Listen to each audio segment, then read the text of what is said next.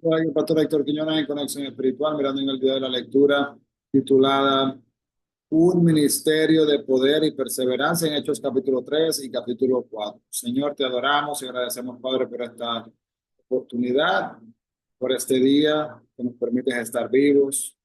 Padre, por tus bendiciones, por tu guianza, por tu amor, por tu instrucción, por tu guía. Agradecemos, Padre, por siempre estar presentes y en este momento, Señor, te pedimos, Padre, que mientras continuamos mirando el desarrollo de lo que es conocido hoy día como la iglesia, podamos entender y aprender del libro de Hechos y poder no solo valorar sus palabras, sino también aplicarlas en nuestra vida diariamente. En nombre de Jesús pedimos estas cosas, mi Dios, en el nombre de Jesús. Amén. Y amén. Sí, hermanos, el capítulo 3 y el capítulo 4 así mismo de Hechos. El capítulo 3 nos muestra un ministerio de poder y el capítulo 4 un ministerio de perseverancia. Lo que es el Espíritu desciende en esa, alrededor del capítulo 2, ¿verdad? Cuando desciende el Espíritu. Me imagino, hermano, estar sentado a una cena cuando de repente la cocinera viene y le informa que va a ser la última comida de su semana.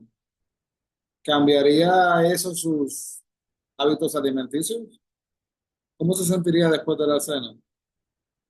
No se espera que debido a las circunstancias intencionalmente la persona coma de manera excesiva. La sensación de llenura de la noche del martes, el dolor de cabeza el miércoles y el hambre que sigue el jueves, que se prolongará hasta el lunes siguiente, haría esa llenura de comida casi intolerable. Además, se entiende que no es necesario. ¿Ha pensado alguna vez que usted no toleraría en la esfera física, verdad? Algunas cosas que son consideradas normales en lo que es la esfera espiritual. Una fiesta de estudio bíblico, el domingo oración y adoración seguido por 6 días de hambre, si lo mira de esa manera, ¿verdad? Voy el domingo a la iglesia y luego tengo 6 días de hambre espiritual. La iglesia en Jerusalén sabía que la dieta espiritual apropiada era esencial.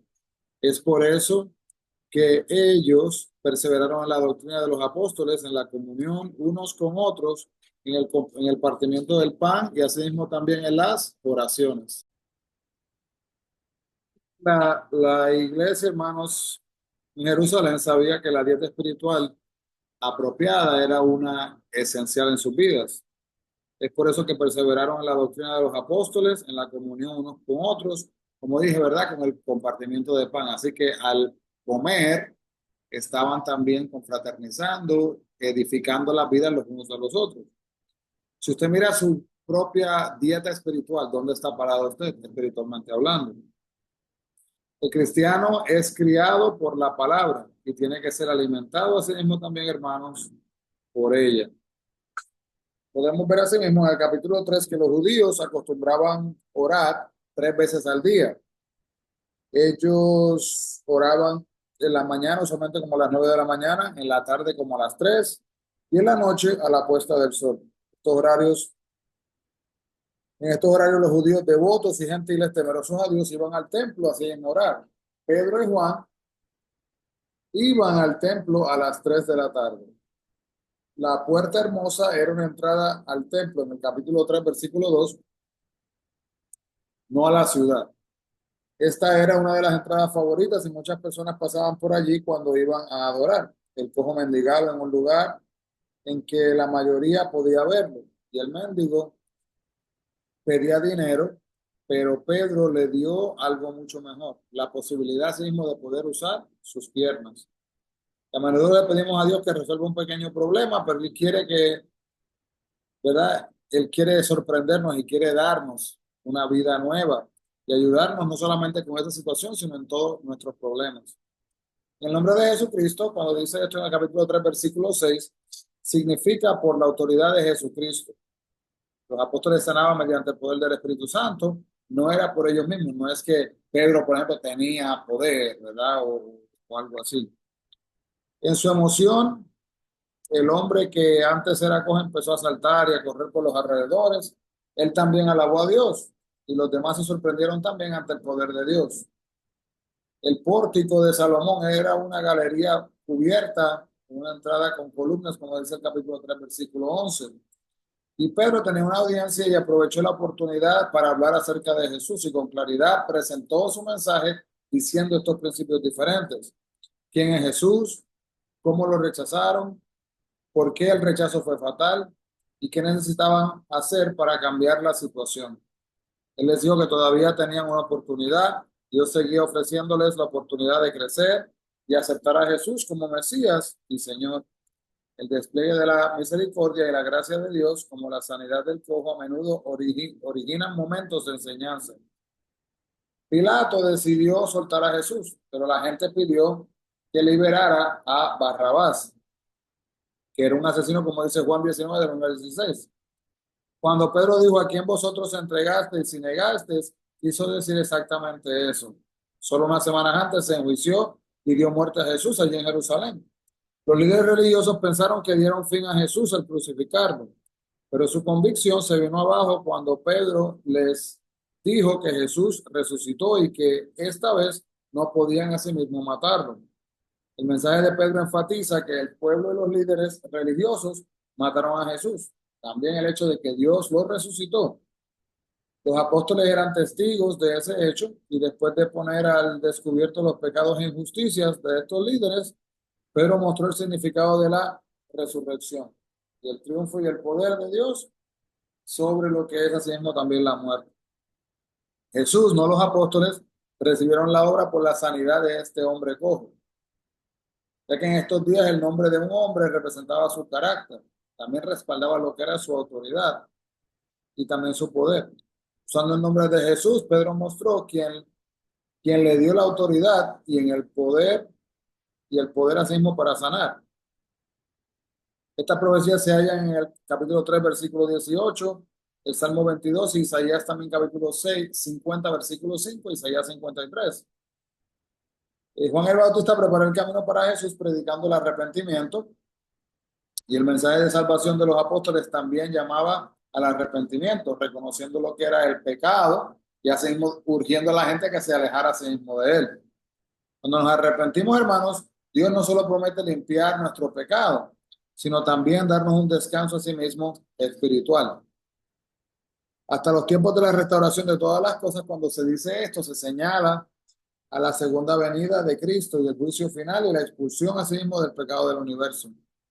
La mayoría de los judíos pensaban que Josué era este profeta que Moisés anunció en Deuteronomio capítulo 18, versículo 15. Pero entendemos, ¿verdad?, que Pedro dijo que no era él, sino que era Jesucristo. Quería mostrarles que su tan esperado Mesías había llegado. El profeta Samuel vivió durante la transición entre los jueces y los reyes de Israel y se consideró como el primero en una sucesión de profetas. Él ungió al rey David y asimismo también fundó la descendencia real davídica, de la cual vino asimismo el Mesías. Dios le prometió a Abraham bendecir al mundo mediante sus descendientes, la raza judía, como dice el capítulo 12, versículo 3, de la cual el Mesías vendría. Los sacerdotes quizás eran prominentes, quienes tenían una influencia especial y a menudo eran parientes cercanos de los sumos sacerdotes. Los guardias del templo se distribuían alrededor del edificio para asegurar el orden. Y vemos aquí que los saduceos eran miembros de una pequeña pero poderosa recta religiosa judía. Los saduceos, hermanos, no creían en la resurrección. Fueron los líderes religiosos que permanecieron para obtener recursos al cooperar con los romanos. La mayoría de los que intervinieron en el arresto y la crucifixión de Jesús eran miembros de esos tres grupos diferentes. Pedro y Juan hablaron en el capítulo 4, versículos 2 y 3, hablaron a la gente durante el tiempo de oración de la tarde. Los saduceos se movieron con rapidez para investigar y como no creían en la resurrección, se sentían perturbados con lo que decían así mismo los apóstoles. Pero entonces Pedro y Juan refutaban una de sus creencias fundamentales y ponían en tela de juicio su autoridad como líderes religiosos. Capítulo 4, versículo 3. No es frecuente, hermanos, que nuestro testimonio nos envíe a prisión, como el caso de Pedro y Juan. Sin embargo, corremos riesgos al tratar de ganar a otros para Cristo porque no sabemos cómo estas personas van a reaccionar, ni tampoco cómo va a ser tomado ¿verdad? El evangelio que se le está compartiendo. Capítulo 4 versículo 5 se habla de un concilio de líderes judíos y este era llamado el Sanedrín, o así mismo también era un concilio judío. Vemos acá también que el mismo que condenó a Jesús a la muerte en Lucas 22:66 fue ahí el grupo de los judíos del Sanedrín. Tenía, ¿verdad?, 70 miembros, más el sumo sacerdote en servicio que presidía. Podemos ver también que los romanos destituyeron a Anás del sumo sacerdocio y nombraron en su lugar a Caifás, yerno de Anás. Pero debido a que los judíos consideraban el oficio de sumo sacerdote como una posición que era para toda la vida, seguían llamando a Anás con este título, dándole respeto y autoridad dentro del concilio. Lo que fue Anás y Caifás jugaron un papel muy significativo en el juicio de Jesús, como dice Juan 18, el 24 y el 28. Ni a Anás ni a Caifás les gustó que el hombre que se sacrificó por el bien de la nación, como dice Juan 11, el 49 al 51, tuviera seguidores que para el colmo eran persistentes y prometían ser tan molestosos como lo fue asimismo también Jesús.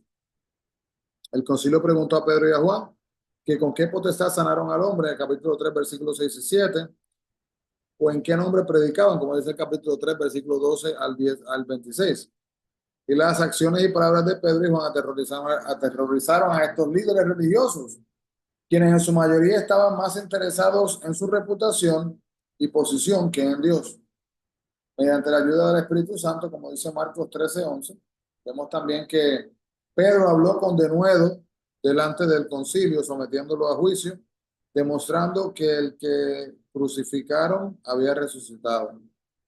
Capítulo 4, versículo 11, hermano, nos muestra, ¿verdad?, lo que es la cabeza del ángulo, ya que esta une dos lados del arco y los mantiene juntos. Pedro dice que los judíos rechazaron a Jesús, pero ahora Cristo ha venido a ser la cabeza del ángulo de la iglesia. Así que se imagina un edificio, ¿verdad? Esa piedra angular es la piedra que literalmente aguanta lo que es el peso completo de la estructura.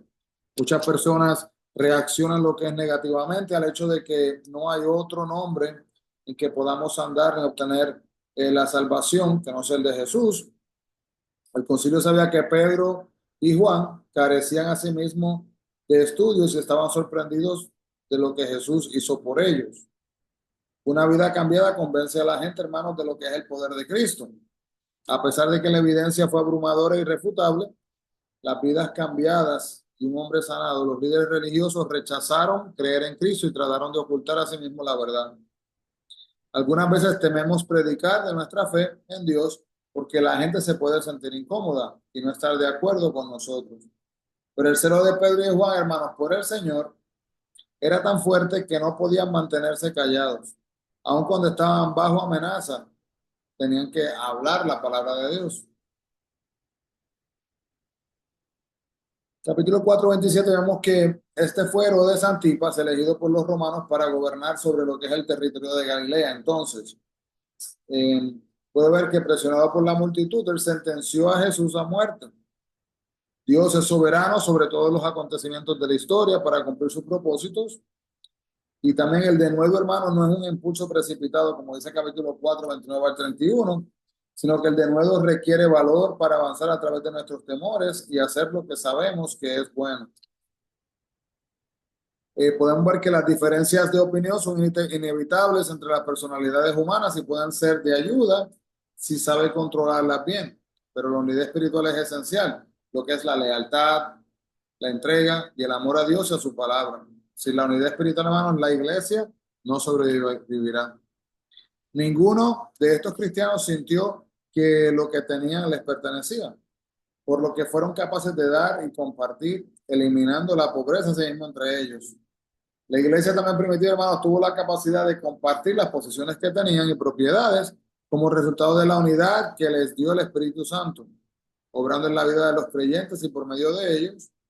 Y esto es muy diferente, hermanos, a lo que es el comunismo, ya que en el comunismo podremos ver acá que fue algo voluntario, no involucró, lo que pasó en este momento, en diferencia de lo que es el comunismo, fue algo voluntario, no involucró todas las propiedades privadas, sino solo las que se necesitaban. Y también no fue un requisito para lograr ser miembros de la iglesia. Unidad espiritual y generosa de estos primeros creyentes atrajo también a otros. Y vemos también como último que Bernabé José era un respetado líder de la iglesia, levita de nacimiento, miembro de la tribu judía, que cumplía deberes asimismo en el templo, pero su familia se mudó a Chipre y de ahí que no servía en el templo. Viajó con Pablo en su primer viaje misionero, como dice asimismo en capítulo 13, versículo número 1. Así que hermanos, vemos aquí, ¿verdad?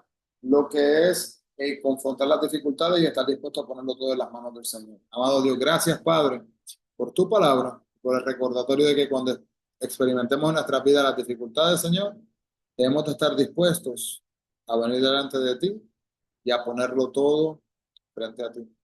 Dando que te encargarás de todo, Padre, que no te equivocas. Guíanos y guárdanos, Señor, así mismo, de acuerdo a tu voluntad. En el nombre de Jesús lo pedimos, mi Dios. Amén y amén. Así que Dios le bendiga grandemente, hermanos. Bendiciones a todos y no se olviden, busquemos la presencia del Señor. Bendiciones.